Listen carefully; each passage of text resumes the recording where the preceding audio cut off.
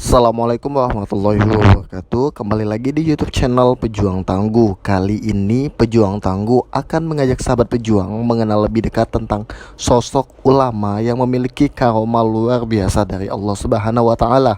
Bahkan sosok ulama ini memiliki peran penting dalam kegiatan keagamaan dan kehidupan sosial masyarakat Palembang pada masa Kesultanan Palembang Darus. Sosok tersebut ialah Kiai Massagus Haji Abdul Hamid bin Mahmud atau kita kenal dengan Kiai Marogan.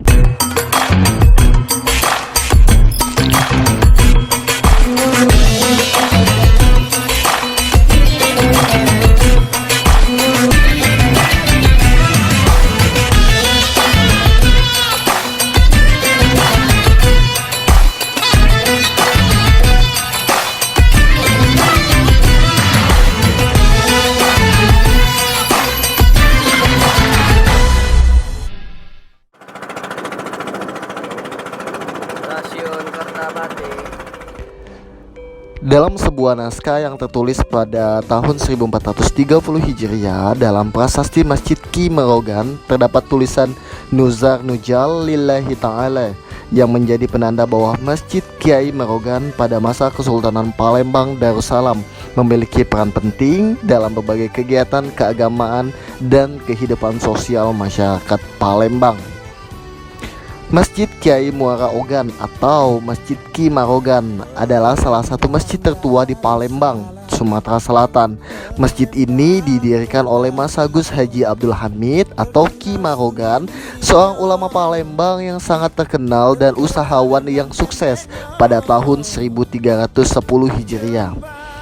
Masjid Ki Marogan merupakan masjid kedua yang dibangun di Palembang setelah Masjid Agung Palembang. Dulunya masjid ini bernama Masjid Jami Kiai Haji Abdul Hamid bin Mahmud. Akan tetapi karena lebih dikenal dengan sebutan Masjid Kiai Muara Ogan, yakni masjid yang didirikan oleh kiai yang bertempat tinggal di tepi Sungai Musi di muara Sungai Ogan. Masjid ini berlokasi di Kampung Karangberahi yang dulunya bisa menampung jamaah umat muslim dari kampung 1, 2, 3, 4 dan bahkan sampai ke 5 ulu. Sejak berdirinya hingga sekarang, Masjid Kiai Muara Ogan mengalami beberapa kali percobaan penggusuran. Seperti tahun 1911, perusahaan kereta api ZSS atau Zuidspoor Sumatera milik pemerintah Belanda melakukan perluasan stasiun kereta api. Akibatnya, tanah yang berada di sekitar Masjid Muara Ogan diambil atau dikeruk, sehingga bengkel penggergajian kayu yang terletak di tanah itu dipindahkan ke Kampung Karanganyar Palembang. Sedangkan bengkel yang diulak dipindahkan ke Kampung Ulu Tuan Kentang karena pengerukan tanah yang berada di samping Masjid Muara Ogan selebihnya dikuasai PJKA atau sebagai pelanjut dari ZSS.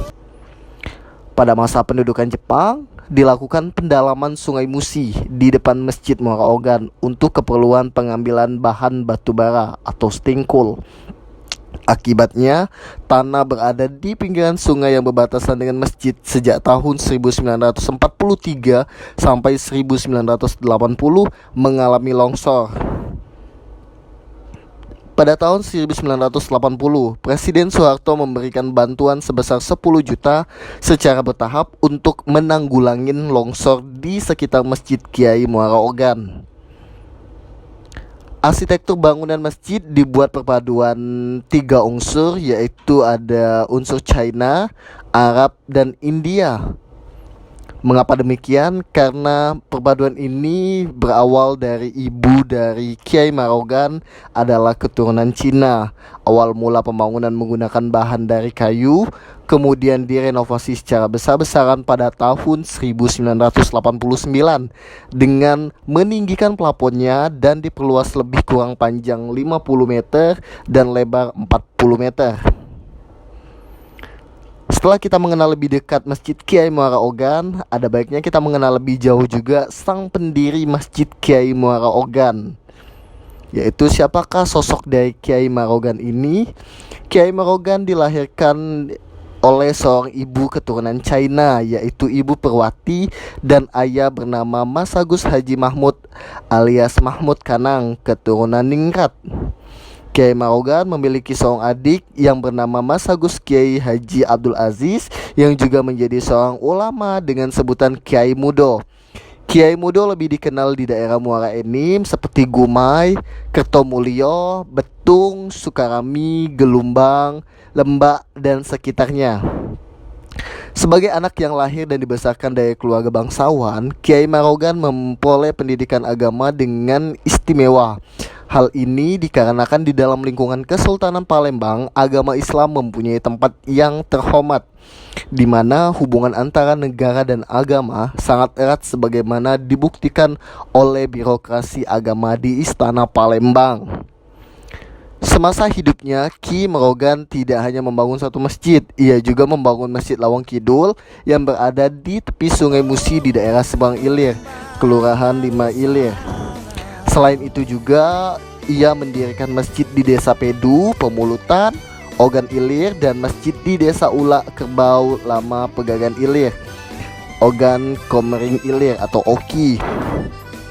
Catatan sejarah Ki Marogan dan tarekat Naksabandia dari para gurunya. Selanjutnya ia meneruskan studinya ke Tanah Suci, terutama Mekah dan Madinah, kepada gurunya Sayyid Ahmad Zaini Dahlan, Sayyid Ahmad Dimyati, dan Syekh Ahmad Khatib Sambas. Sedangkan kawan seperguruannya saat itu antara lain adalah Imam Nawawi Banten, Kiai Haji Holil Bangkalan, Kiai Haji Mahfuz Dermas, Ki Agus Abdullah bin Ma'ruf. Banyak ajaran Kiai Marogan yang masih melekat di sebagian penduduk Palembang. Di antaranya adalah sebuah zikir La ilaha illallahul malikul haqqul mubin Muhammadur Rasulullah sadikul waddul amin, yang artinya tiada Tuhan selain Allah, Raja yang benar dan nyata, Muhammad adalah Rasulullah yang jujur dan aman. Amalan zikir ini dibaca oleh Kiai Marogan dan murid-muridnya dalam perjalanan di atas perahu. Sambil mengayuh perahu, beliau menyuruh murid-muridnya mengucapkan zikir tersebut berulang-ulang sepanjang perjalanan dengan suara lantang. Zikir ini dapat menjadi tanda dan ciri khas penduduk apabila ingin mengetahui Kiai Marogan melewati daerahnya. Amalan zikir ini ternyata sampai sekarang masih dibaca oleh wong Palembang, khususnya kaum ibu-ibu ketika menggendong anak bayi untuk menimang atau menidurkan anaknya dengan irama yang khas dan berulang-ulang.